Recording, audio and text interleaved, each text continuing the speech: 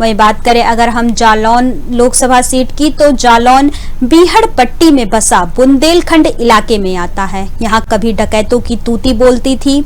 लोकसभा 2024 को लेकर विभिन्न राजनीतिक दलों के प्रत्याशियों ने एड़ी चोटी का पसीना बहाया है। यहां लोकसभा सीट अनुसूचित जाति के लिए आरक्षित है।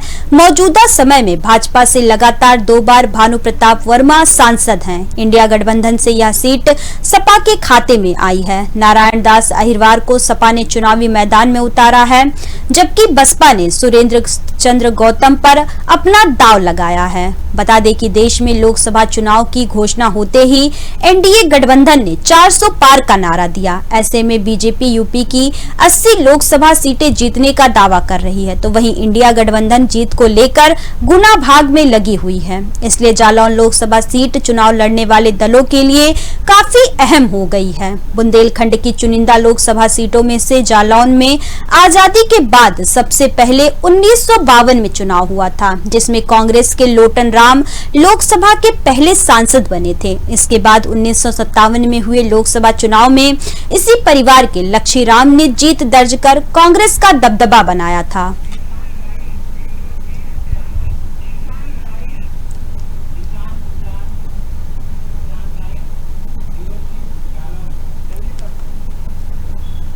वहीं जालौन से ब्यूरो चीफ जिशान हमारे साथ जुड़ चुके हैं। जिशान, 5वें चरण के लिए आज मतदान हो रहा है। सुबह से ही सभी मतदाता अपने मताधिकार का प्रयोग करने के लिए मतदान केंद्रों पर पहुंच रहे हैं। क्या कुछ स्थिति देखने को मिल रही है जालौन में मतदान केंद्रों की? जी मैम, मैं आपको बता दूं कि यहाँ पे की केंद्रीय राज्य मंत्री भानु प्रताप वर्मा ने मतदान किया है और भानु प्रताप ने मालवीय नगर बूथ संख्या 495 पर पहुंचकर मतदान किया है। भानु प्रताप वर्मा ने लोगों ने मतदान के लिए अपील भी की है। जी, वही अगर हम बात करें मतदान केंद्रों की तो वहां पर क्या कुछ नजारा देखने को मिल रहा है मतदान केंद्रों पर? मतदान केंद्रों पर मैं आपको बता दूं कि यहाँ पर की व्यवस्थाएं जो निर्वाचन आयोग की है वो काफी कड़ी सुरक्षा व्यवस्था है। गर्मी को देखते हुए पानी का इंतजाम की व्यवस्था है। इस बार टेंट भी लगाए गए हैं। जी, अगर हम बात करें ईवीएम मशीनों की तो कई जगह से ये खबर भी आई है कि कई जगहों पर ईवीएम मशीनें खराब हो गई हैं, तो वही जालौन की क्या स्थिति है? मैम, अभी जालौन में ऐसी कोई खबर नहीं है ईवीएम जहां पर खराब होने की खबर आई हो। जी, अगर हम बात करें प्रत्याशियों की तो प्रत्याशियों की क्या स्थिति है? उनके क्या मुद्दे हैं? किन मुद्दों पर प्रत्याशी चुनाव लड़ रहे हैं? मैम, यहाँ पे मैं आपको बता दूं कि यहाँ पे टक्कर कांटे की है और बीजेपी और समाजवादी पार्टी में जो प्रत्याशी है उन्होंने काफी टक्कर है। जी, बात करें अगर हम जालौन लोकसभा सीट की तो यह लोकसभा सीट अनुसूचित जाति के लिए आरक्षित है और यहाँ पर जो भानु प्रताप है वो चुनाव लड़ रहे हैं भाजपा से, तो वहीं इंडिया गठबंधन से सपा सीट की तरफ से नारायण दास अहिरवार को मैदान में उतारा है। बात करें अगर हम इन प्रत्याशियों की तो इन प्रत्याशियों को लेकर जनता क्या सोचती है?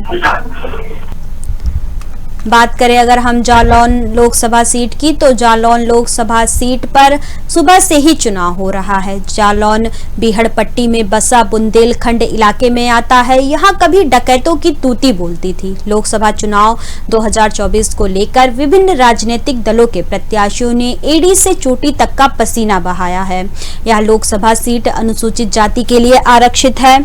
मौजूदा समय में भाजपा से लगातार 2 बार भानु प्रताप वर्मा सांसद हैं। इंडिया गठबंधन से यह सीट सपा के खाते में आई है, तो वहीं नारायण दास अहिरवार को सपा ने चुनावी मैदान में उतारा है, जबकि बसपा ने सुरेंद्र चंद्र गौतम पर अपना दांव लगाया है। बता दें कि देश में लोकसभा चुनाव की घोषणा होते ही एनडीए गठबंधन ने 400 पार का नारा दिया था। ऐसे में बीजेपी यूपी की सभी 80 लोकसभा सीटें जीतने का दावा कर रही है, तो वहीं इंडिया गठबंधन भी जीत को लेकर गुना भाग में लगी हुई है। जालौन लोकसभा सीट चुनाव लड़ने वाले दलों के लिए काफी अहम हो गई है। वहीं एक बार फिर से हमारे साथ ब्यूरो चीफ जिशान जुड़ चुके हैं। जिशान, अगर हम लोकसभा सीट पर प्रत्याशियों की बात करें तो प्रत्याशियों को लेकर जनता क्या सोचती है? प्रत्याशियों को लेकर जनता की यही राय है कि जो भी प्रत्याशी मतलब जीते वो हमारा काम करे, और इंडिया गठबंधन की सरकार हो या भाजपा की सरकार हो, कोई भी सरकार हो, प्रत्याशियों को अपना काम चाहिए। जैसे अभी एक गांव से खबर निकल कर आई है कि वोट नहीं तो वोट नहीं, खबर भारत पे प्रसारित हुई थी। जी, अगर हम बात करें लोगों के मुद्दों की, तो जनता के क्या मुद्दे हैं, जनता की क्या समस्याएं हैं, और वही जो वर्तमान सांसद हैं उन्होंने कितने हद तक जनता की समस्याओं का समाधान किया है?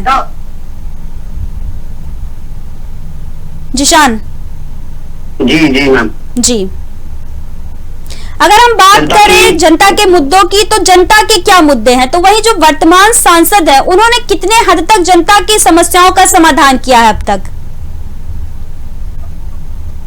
जैसे कि जनता को मैम रोड, बिजली, पानी आदि की समस्याओं को लेकर, यहाँ पर रेल की समस्याओं को लेकर अभी काफी काम हुआ है।